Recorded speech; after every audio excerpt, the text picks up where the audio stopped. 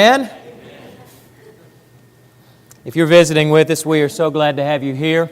If you are looking for a church home, we hope you will give us an opportunity to talk with you and share with you a little about who we are. If you've never set foot within a group that has Church of Christ on the sign out front and you're wondering why we're doing what we're doing, we want to share that with you as well. We have a simple approach to things. We just simply want to be Christians as the Bible calls us to be. It's a really complex world that we live in, and to just simply want to be Christians is a great call, and it's a great call of a life to live. And so we open up God's Word, we study it, we try to follow it as best we can, and we try to share the love of Jesus with anybody who will give us an opportunity to speak with them and to interact with them. Speaking of opening our Bibles, how many of you brought your Bibles this morning? Hold them up, please. Let me see. Good. Open up to 2 Peter chapter 1. We're going to be there in just a minute. While you're doing that, I haven't asked in a while, how many of you are up on your daily Bible reading? Good. A lot of hands going up. How many of you are a little behind, but you're going to catch up this week? I got one back there that says he will. Great. Good. You know, we live in a fallen, broken world, right? It's not just complex. It's broken. Sin has done that. Sin has just wreaked havoc on the existence of mankind in this world that we live in. And because of that, problems exist from sea to shining sea. On every continent of the world, problems exist. In every people, every nation, every tongue. And problems don't discriminate. They don't care what social class you come from. Even those who have put together a modest or even a great amount of external physical success have problems. Do any of these sound familiar to you? I have set and I have met my career goals, and I'm having tremendous professional success, but it has cost me my personal and family life. I don't know my wife and my children anymore. I'm not even sure that I know myself and what's really important to me. I've had to ask myself, has all of this success really been worth it? How about this one? I have a bad habit that I am trying to break for the 1,000th time.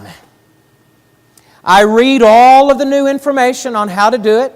I set goals, I get myself all psyched up with the positive mental attitude, and I tell myself, I can do this, but I don't. After a few weeks, I fizzle. I just can't seem to keep a promise that I make to myself. How about this? My teenage child is rebellious and on drugs, and no matter what I try, he or she won't listen to me. What do I do? I have a forceful personality. I know that in almost any interaction, I can control the outcome. Most of the time, I can even do it by influencing other people to come up with the solution that I want. I think through each situation, and I really do feel like that my way of thinking is usually the best way of thinking for everyone. But I feel uneasy. And I still always wonder what people really think of me and what they think of my ideas. My marriage has gone flat. We don't fight anything. We just don't love each other anymore. We've gone to counseling. We've tried a number of different things, but we just can't seem to rekindle that feeling we used to have. Any of those problems sound familiar? You ever met anybody going through things along those lines? If they would ever actually open up and tell you what's in their heart and in their mind? You know, the thing is that for a lot of us Christians, a lot of believers, we hear problems like that. We hear about these things that are going on, and here's our first thought. Our thought is, you know what? That person needs God. They need God, and they need to get to church, and if they'll just go find a little God and they'll start coming to church more regularly, then their problems are going to get worked out and their problems are going to be solved. And you know, for a lot of people, that is a valid solution. They don't have God in their lives. They don't have a church family. And so that is a great starting place to try to help find solutions and healing for those problems. But what if I were to tell you that a lot of these problems we just got through describing are problems that Christians are having? What would you say to that? What do you say or think when you realize that a lot of these very same problems are not isolated just to non-believers? Maybe I just got through describing some of you. Maybe one of those problems that we just got through describing, maybe that describes something that you are battling. And you're trying to hide it, you're trying to put on the good face when you come to church and when you're around people, but deep down, these things are killing you. And they're eating you from the inside out. Maybe you're battling a lack of fulfillment in life. You're battling an undesirable habit that you just cannot break. You're struggling with strained and ineffective relationships with your children. You're dealing with insecurity about how other people view and think about you. And perhaps your marriages are falling flat. Perhaps your marriage is falling flat and it's fizzing out and you don't know how to reignite that fire that's in it. And then, perhaps, since we're talking about those within Christian circles, let me give you one more that will surface a lot among Christians, and maybe you have something along these lines. My faith has always seemed a little bit stagnant.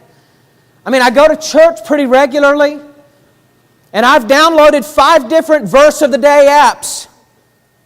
I get an email devotional that comes to me every day, and I take those 5 minutes to read it, but there still seems to be something missing, and I just can't put my finger on it. You know, in some ways, it's even more tragic to find to find these struggles prevalent within the Lord's church. Because, I mean, after all, Christians are supposed to be stronger than this, right? We're supposed to be the ones rising above all of these things. We have accepted the grace of Jesus. And we have obeyed the gospel. And the gospel is supposed to heal these kinds of wounds. So then why don't I feel that healing? Why don't I feel and find that resolution? Let me suggest to you that the root cause of most ongoing struggles in our lives is a lack of deeply developed personal character that is anchored in saving faith. Now, let me put this disclaimer on this. I am not talking about struggles that are resulting from traumatic experiences or physiological imbalances such as chemical imbalances in the brain. I'm not talking about those. Those are situations that need extra attention. What I'm talking about here is the normal day-to-day process of growing and developing strong personal character. I think that for most of us, it is a lack of that strongly developed character that is creating the cycle of ongoing problems when we are seeing the same problems over and over and over, and we just can't quite seem to find that resolution to it. In Christian circles, we often talk about this concept of God making things right. And when we face a problem, we frequently use the terminology, well, give it to God and He will handle it. I love that kind of phrasing.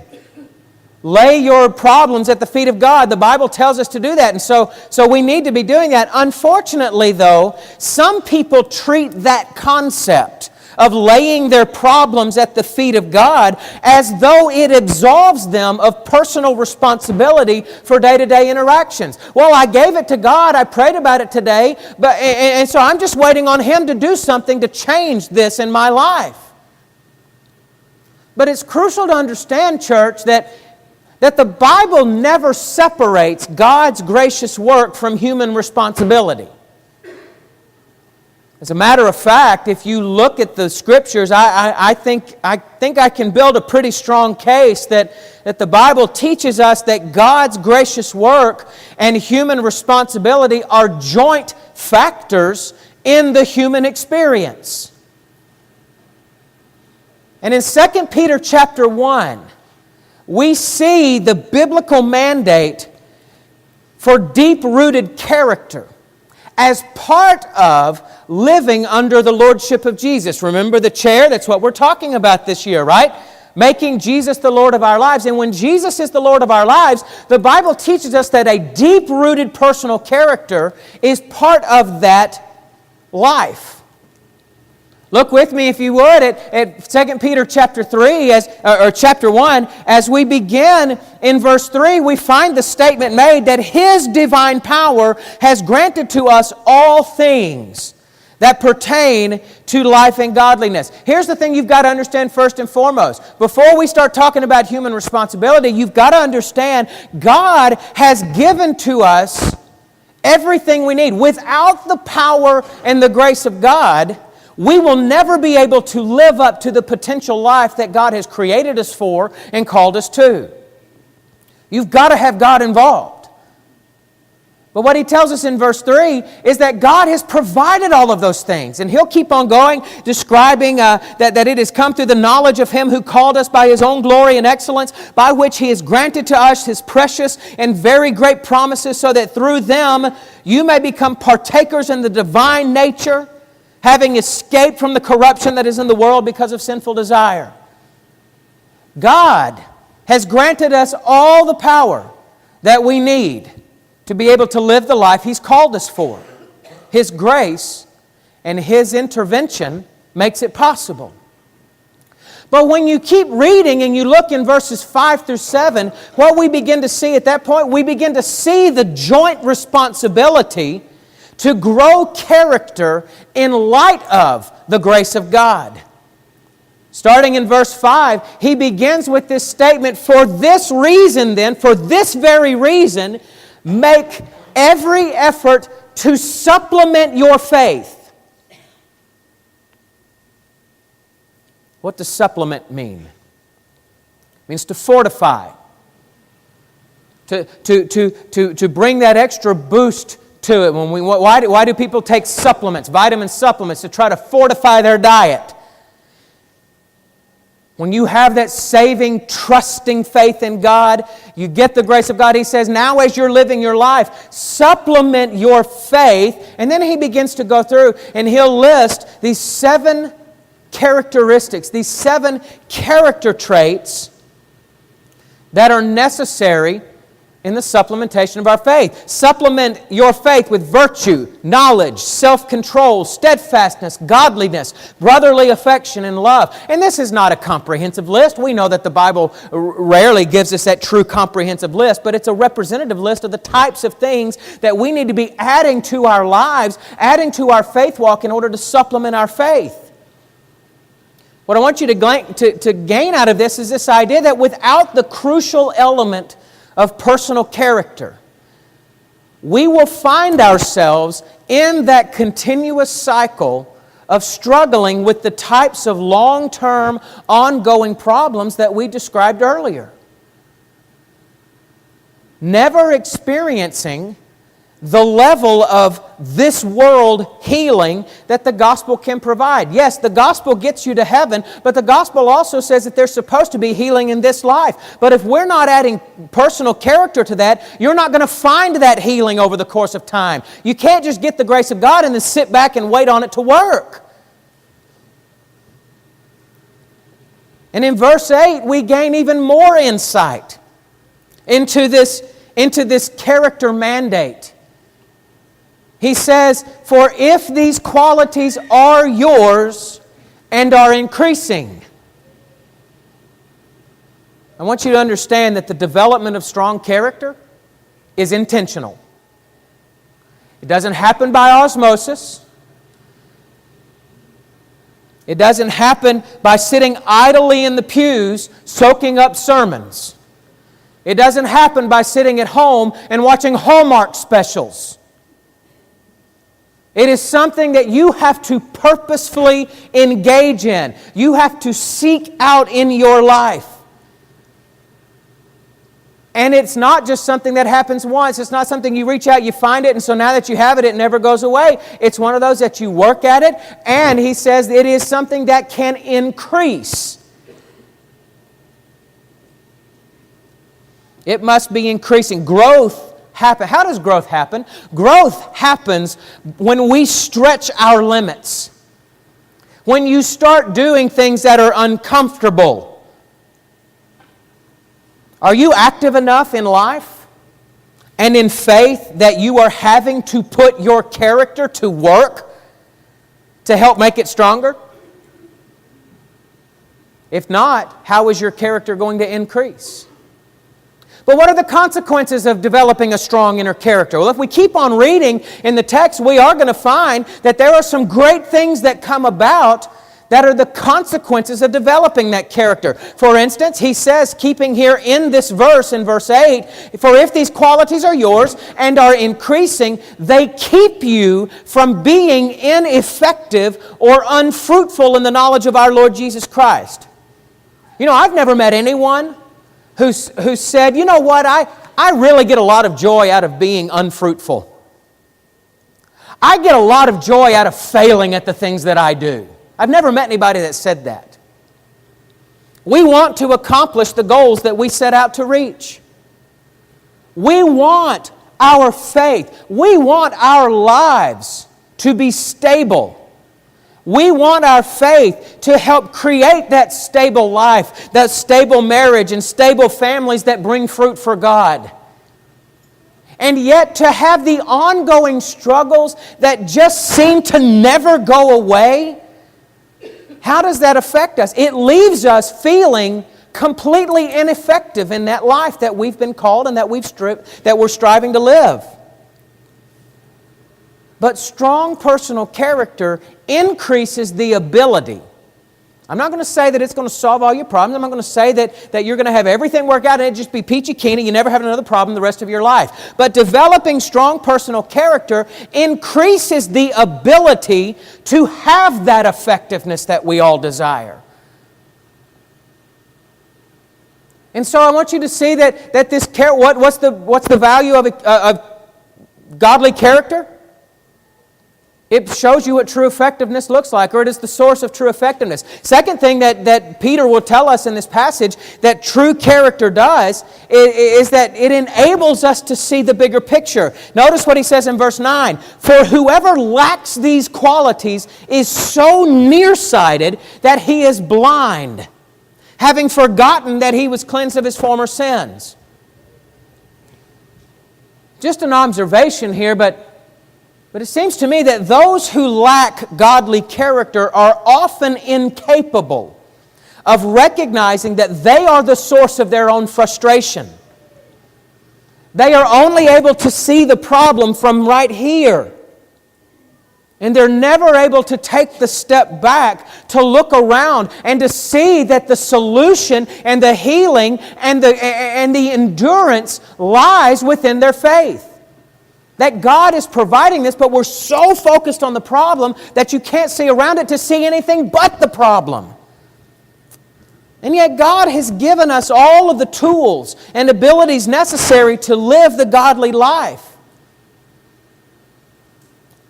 But when we don't have character, what winds up happening is that we are not employing those tools to move beyond the problems that occupy the whole of our vision. However, people with character, people of character, are not so overtaken and absorbed by the struggles that they lose the ability to step back and calmly evaluate the bigger picture and act accordingly. They know that God has provided them all that they need to survive this and endure this. And they use His tools to get through and become stronger on the other side of it. So, strong character enables us to see the bigger picture. But for Christians, I want to give you one more, especially for us as Christians, that developing strong character, back that up, developing strong character confirms God's work in our lives. Notice what he says there in verse 10. Therefore, brothers, be all the more diligent to confirm your calling and election, for if you practice these qualities, you will never fall. How do you know if the grace of God is doing anything in your life?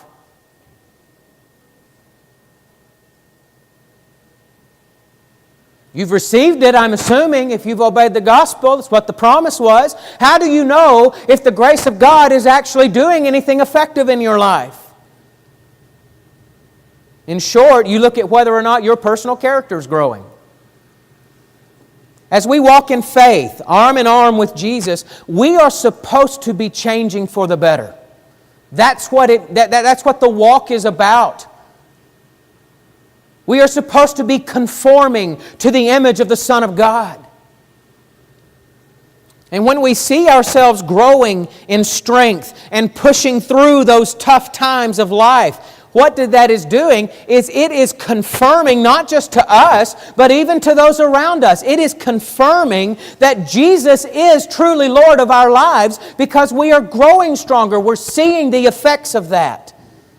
Not only will we push through them, but it's possible that as our character grows, it's possible that the cycle of dramatic problems will begin to happen less frequently because we are operating from a place of strong character. These are the things that happens. These are the things that happen as we develop strong character in our life. As we close out, though, let me see if I can illustrate for you in a very practical sense how this plays out in life. It's one thing to talk about having strong character, and many of us might look at ourselves and say, well, I'm a strong individual. Most people think that they're stronger than they really are. But I want you to consider some things that maybe in practicality can help us determine and take a look at our own lives to ask ourselves, am I growing the kind of character that is going to result in these things that Peter has told me as a result of that character? Henry David Thoreau made the statement, for every 1,000 hacking at the leaves of evil, there is one striking at the root. Now look at it and think about it. For every 1,000 people hacking at the leaves of evil, there is one striking at the root. I think that this observation paints a good picture of the difference between those people, and I'm including Christians in this, between those people who have been unsuccessful in developing strong inner character set against those who have developed that character. We are either leaf swatters or root choppers. Consider the characteristics of each. Consider the difference between them. Leaf swatters are those people who hack at the externals of life. Only those things that you can see happening around you. They hack away at the externals of life, thinking that if I can take care of this externally, then that's going to result in substantial positive change. As they live their lives, here's some of the things that you find about leaf hackers. They blame others for their problems. When they get angry, it's your fault that I got angry. It's your fault that I got sad. It's your fault that I went over the top. So they blame people for their emotions. They blame people for the stress in their lives. They blame people for all the workloads that they have, and it's always somebody else's fault that brings that on. And they don't take responsibility for their own actions. They blame other people for their failures. I fell short because he or she did this to me. Leaf hackers are controlled by circumstances. The environment around them dictates how they feel, and the environment around them dictates what they're going to do. If it's sunny outside, they feel great. If it's cloudy and rainy outside, they are doom and gloom. If people are in favor of them, They're happy. If somebody doesn't like them, then their world is going to come crashing down. Leaf swatters focus too heavily on the things that they cannot control instead of focusing on the things that they can. When you spend all of your time obsessing about the stuff that you're never going to be able to influence, it takes your attention away from the things that you can strengthen, that you can do. And leaf swatters spend more of their time focusing on the stuff that they can't do anything to control. And as a result, the things that they can influence start falling by the wayside. And leaf swatters rely on personality techniques to get what they want. You ever known somebody that relied on being overly comical in order to try to get people to like them? They were incapable, it seemed, of having a serious moment, and everything had to turn into a joke, and it almost made you wonder, what are you trying to disguise that you can't that you can't actually focus on a serious conversation? A lot of times, leaf swatters are going to yell at others, or they're going to exude power and flex their muscles over someone else in order to try and manipulate emotions in order to get the other person to comply. If I can be strong enough over the top of you, I can dominate you into doing what I want. Leaf swatters are constantly looking for quick fixes, Band-Aids and aspirin. They love the articles that say 5 easy steps to get your spouse to love you better tonight. 10 quick ways to get your child to obey you in 1 week or less. Quick fixes. Now, are some of these skills necessary? Yeah, you need to have good communication skills and interrelational skills. But listen, these quick fix type things, they're only short term. It is like having a Band-Aid or an aspirin over a gaping wound, though. And instead of relying on, so here's what you find is the difference. So it's very shallow. It's hacking away at the externals, hoping that will provide long-lasting resolution. Root choppers, on the other hand, have a very different perspective. As the description suggests, they understand that substantial life change only comes when you focus on those internal things which feed the externals. Didn't Jesus say something about that? Whatever's on the inside is what's going to result in the external. And that's Cory's paraphrase. Root choppers focus on those internals. They go down to the root of the problem. They take responsibility for their own actions and emotions instead of blaming someone else. They understand that I'm the one that has the ability and the power and the responsibility to act about the stimuli that I encounter in life. While they are affected by the things that they cannot control, root choppers give the majority of their attention to those things which they can influence. They give the attention to the things that they can do something about, and in so doing, here's what you find over time. When they focus on what they can do something about, their circle, their ability to influence gets bigger. And they find their influence reaching further out than it once did. And instead of relying on personality tricks to appear to be something, they focus on their own personal character in order to actually be who and what they should be. Instead of manipulating the spouse into loving them better, instead of manipulating the children into obedience, they become a spouse that's worth loving. They become a parent that is worth respecting. They become an employee that's worth trusting. And so today we mark the beginning of a new series, Leaf Swatters or Root Choppers, in which we will be examining these character traits that Peter has laid out in verses 5 through 7 of our text today. The goal is going to be that we understand more thoroughly the kind of qualities that make for strong, godly character that is rooted within our faith. And as we go along the way, hopefully be able to suggest some observations, some things for us to be able to do in our lives that are going to help focus us onto our character and make that stronger as we live day in and day out. Because ultimately, being a leaf swatter or root chopper plays a major part in an unstable cycle of tragic problems, or having the capacity and fortitude to press through those struggles and have a stable, fulfilling life in the service of God. And for Christians, this is particularly important because it is a crucial part of having Jesus as the Lord of our lives. Having Him sit on the throne, on the chair of our lives.